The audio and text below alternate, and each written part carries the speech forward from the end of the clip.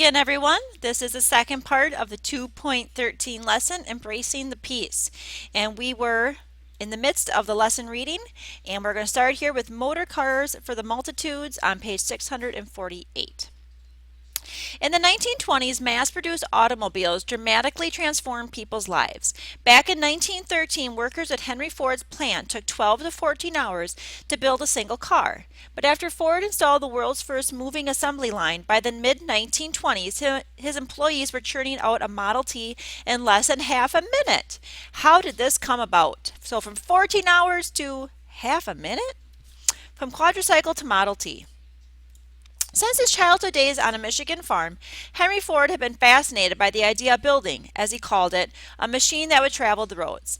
At the age of 16, he moved to Detroit, Michigan, where he eventually became an engineer at the Edison Illuminating Company. While working at Edison, Ford spent most of his free time trying to build a road machine. In the mid-1880s, the German inventor Gottlieb Daimler and Carl Benz built the first gasoline-powered automobiles. By the end of the decade, many other people were trying to build them as well.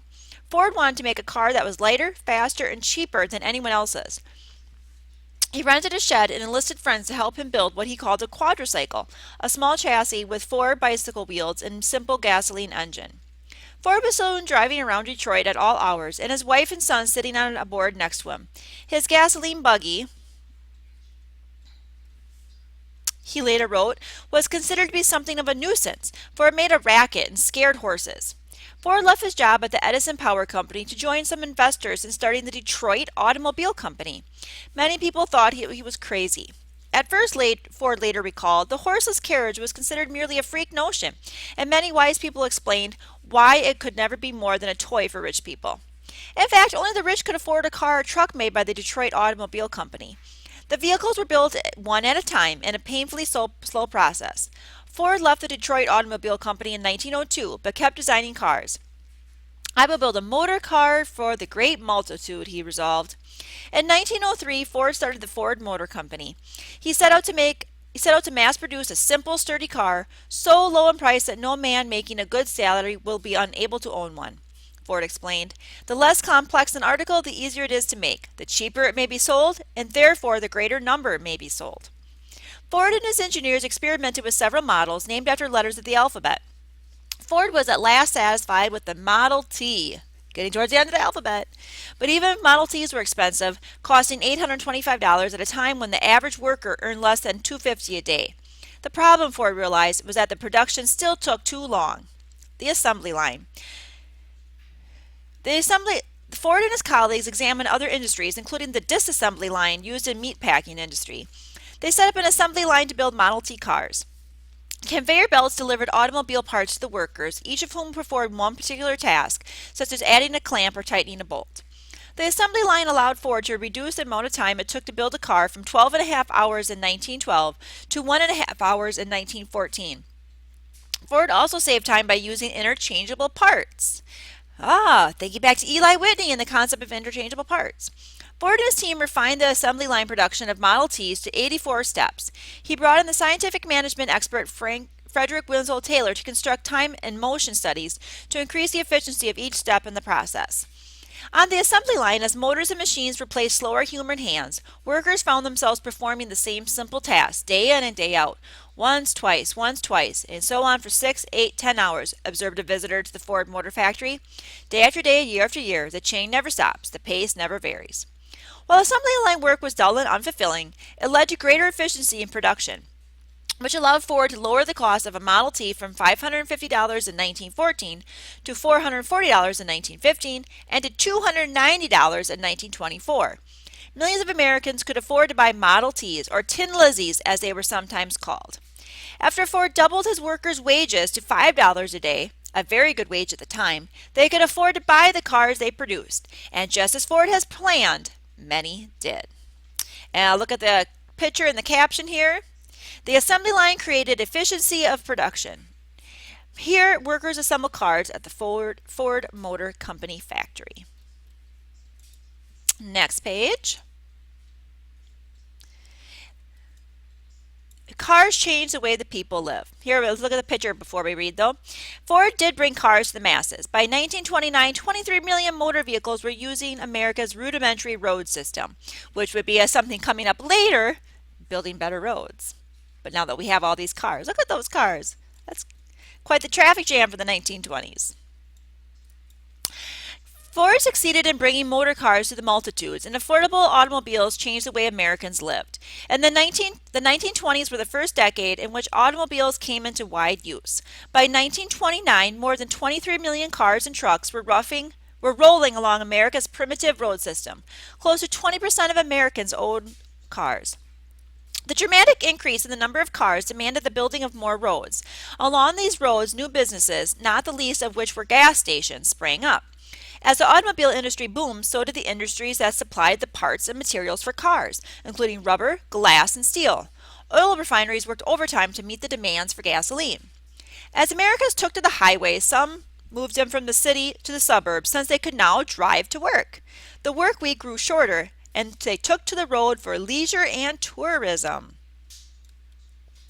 The dawn of an age of flight.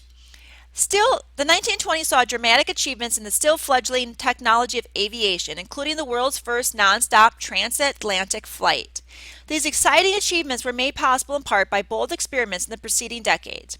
In 1891, Otto Lilienthal of Germany made the first of many flights in a glider, a heavier-than-air aircraft with no engines. Around the world, other inventors read about Lilienthal's flights and tried to design their own gliders. Samuel P. Langley, secretary of the Smithsonian Institution in Washington, D.C., even built steam-driven aircraft, but they kept crashing into the Potomac River. The Wright brothers. In the 1890s, two American brothers, Wilbur and Orville Wright, who owned a bicycle shop in Dayton, Ohio, spent much of their time trying to build a flying machine. After successful experiments with gliders, they built propellers and a lightweight motor for their next project, an engine-powered flying machine. In the fall of 1903, the Wright brothers shipped the pieces of their new machine, nicknamed the Flyer, to the small village of Kitty Hawk. This site on the Outer Banks of North Carolina provided open space and steady winds the brothers needed for their tests. On December 14th, Wilbur Wright climbed onto the Flyer and lay on his stomach between two cloth-covered wings, where he could handle the controls. The Flyer lifted off the ground and stayed in the air for 3.5 seconds. Then it fell to the sand below. Wilbur wasn't hurt, but several sticks and braces in the Flyer snapped. On December 17, 1903, with the Flyer repaired, the brothers were ready to try again. They cranked the propeller and shook hands. Then Orville climbed into the Flyer. This time the Flyer stayed in the air 12 seconds. It landed 120 feet away from where it had started. The brothers flew 3 more times that day. The longest flight, piloted by Wilbur, covered 852 feet and lasted 59 seconds. The flight, while brief, was the beginning of a new age of flight. Lindbergh's transatlantic flight. In various countries, inventors worked feverishly to improve the technology of flight. Not surprisingly, the new technology was quickly put to military use. During World War I, both the Allied and Central Powers used planes for military purposes. In 1914, the world's first scheduled commercial airline, a small seaplane that carried one passenger along with freight across Tampa Bay, began in Florida. The airline lost money and lasted only a few months. In 1927, American aviator Charles Lindbergh completed the first nonstop solo flight across the Atlantic. In a small single-engine plane, the Spirit of St. Louis, Lindbergh flew from New York to Paris in 33 hours, 30 minutes. He was celebrated as a hero and honored by parades in cities across the nation. His fame even inspired a popular dance step, the Lindy Hop. While Lindbergh's flight had no immediate practical consequences, it generated tremendous public enthusiasm for aviation and demonstrated that the airplane had become a means of transportation reliable enough to span continents. And here we go. In 1927, the American aviator Charles Lindbergh flew the Spirit of St. Louis from New York to Paris, the first nonstop solo flight across the Atlantic. And he truly was a huge celebrity of the time.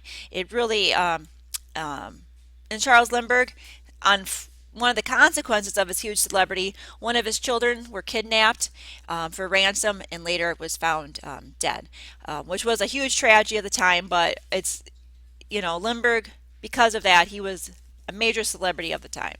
And like I said, had bad consequences because of his celebrity. Okay, this picture here, Bessie Coleman, the first licensed black woman aviator, performed acrobatic flights all over the country. Women pioneers in aviation like Bessie Coleman.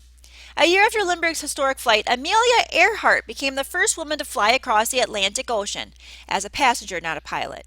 She made her first solo flight across the Atlantic in 1932. In 1937, she set to fly out around the world. Somewhere over the Pacific, her plane vanished. And still do not know to this day whatever happened to Amelia Earhart. Bessie Coleman, who was only 10 years old when the Wright brothers made their first flights at Kitty Hawk, aspired to fly. She spent years working and saving for flying lessons, only to learn that no U.S. flying school would teach a black woman.